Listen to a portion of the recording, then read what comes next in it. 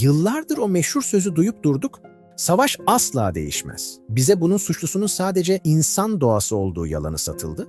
Ama Fallout dizisi bu maskeyi indirip arkasındaki çok daha karmaşık gerçeği yüzümüze vurdu. Los Angeles'ın kemik tarlalarına dikkatli baktığınızda anlıyorsunuz ki savaşın değişmemesinin sebebi sadece genlerimizdeki şiddet değil. O şiddeti ödüllendiren, felaketi kâra dönüştüren sistemler. Bu evrende barış imkansız olduğu için değil, kârlı olmadığı için yok ediliyor. Gördük ki kıyamet bir doğal afet değil, yönetim kurulunda onaylanmış bir pazarlama ürünüdür.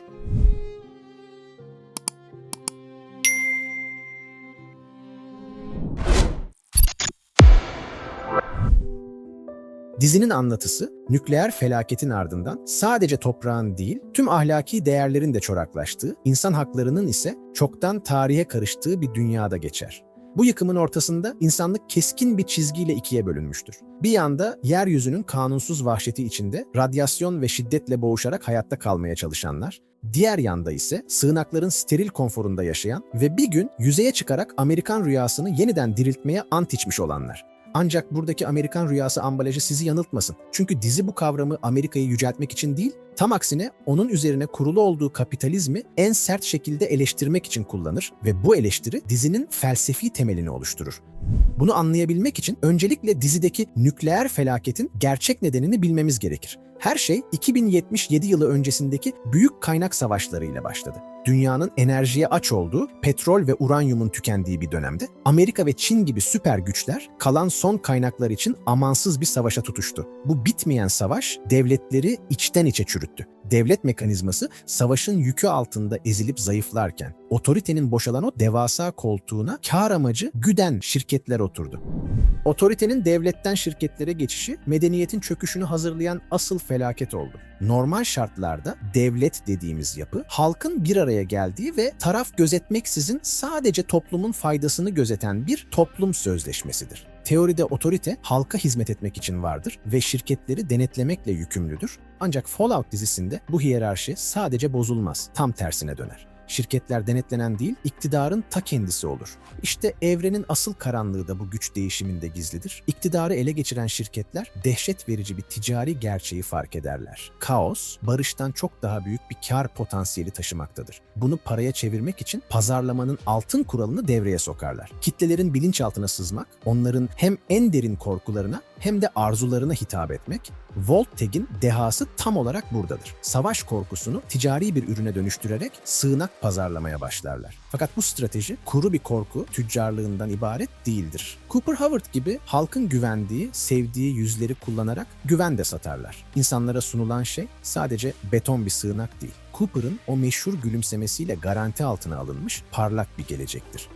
Her şey tıkırında işlemektedir. Şirketin bu kusursuz pazarlama planının önünde göze alınamayacak tek bir risk vardır. Savaşın bitmesi ve barışın gelmesi. Bu tehdit karşısında büyük şirketler bir araya gelir. Masada başlangıçta sadece trilyonlarca dolar karı kaybetme korkusu olsa da kısa sürede milyarlarca insanın ölümünü içeren bir kıyameti pazarlamanın yeryüzünün tek sahibi olmak adına çok daha büyük bir fırsat olduğu kabul edilir.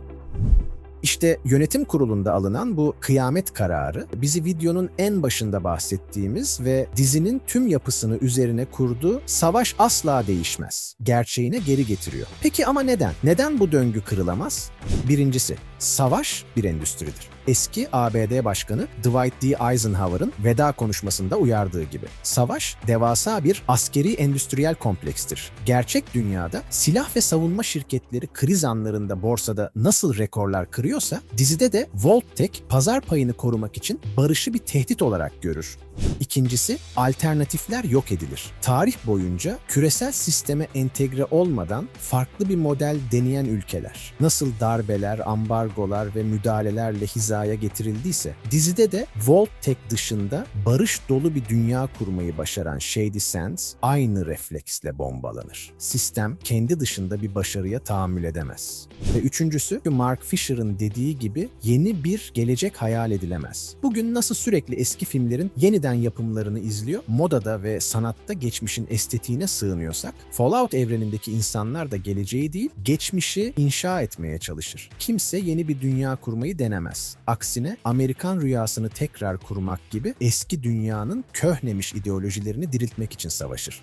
Ve en zoru ise Frederick Jameson'ın da dediği gibi kapitalizmin sonunu hayal etmenin dünyanın sonunu hayal etmekten çok daha zor olmasıdır. İşte bu yüzden savaş asla değişmez. Peki savaşı ödüllendiren bu sistemler en sonunda medeniyeti çökerttiğinde insanlığın doğal durumu neye dönüşür? Bizi hizada tutan, hırsızlığı, cinayeti ve vahşeti engelleyen o büyük sopa yani otorite ortadan kalktığında insanlık nasıl bir gerçekliğe uyanır? Dizi bu sorunun cevabını yüzeyde kanunsuz bir şekilde hayatta kalmaya çalışanların o vahşi hikayesiyle veriyor. Ve bu cevap bizi yüzyıllar önce tam da böyle bir kaosun ortasında Leviathan'ı kaleme alan Thomas Hobbes'un karanlık dünyasına götürüyor.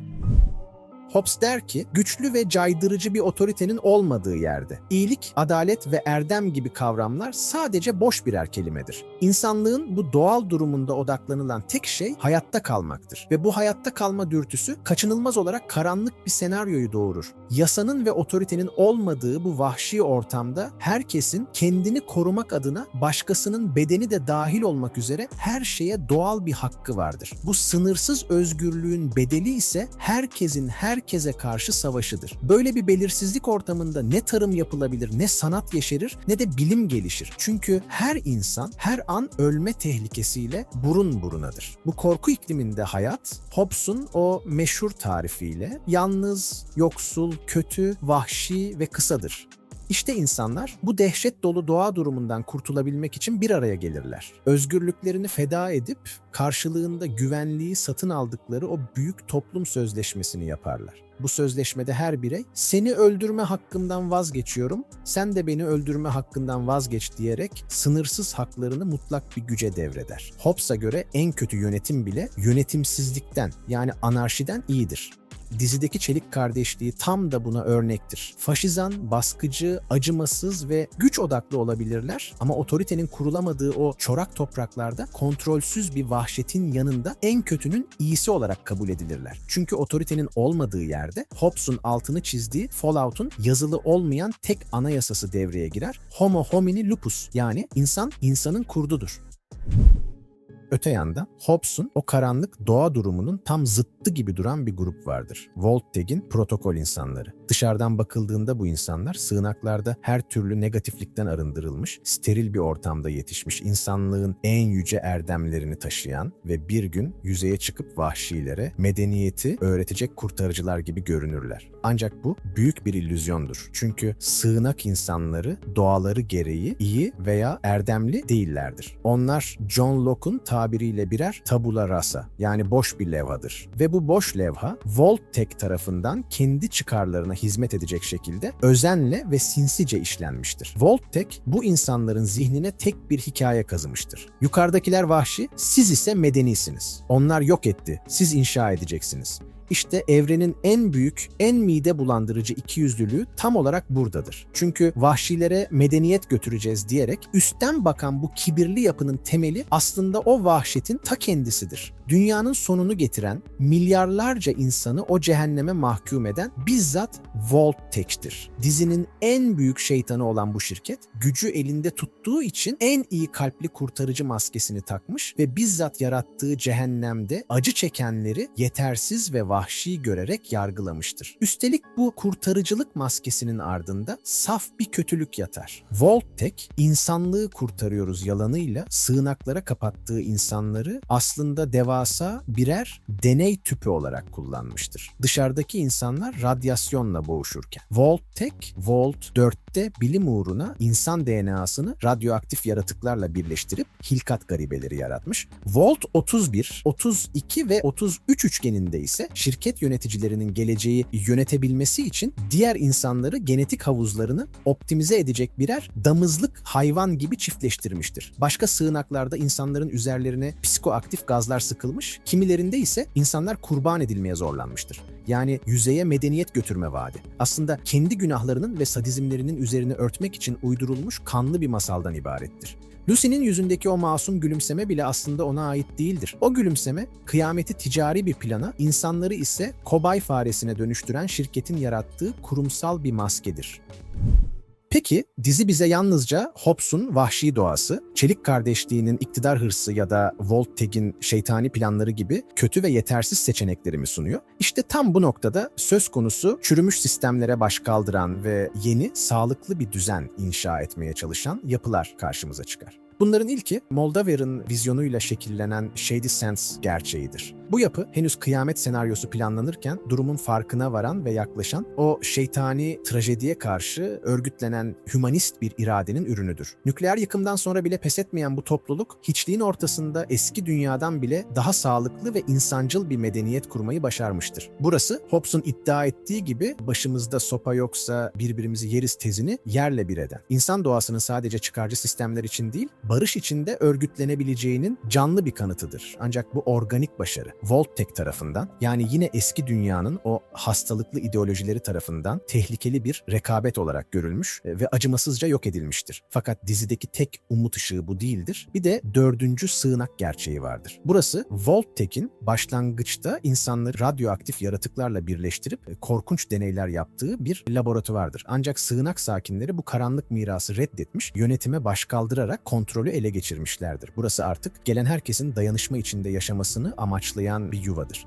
Bu dönüşüm sığınaktaki o keskin görünümlü kılıç da sembolleşir.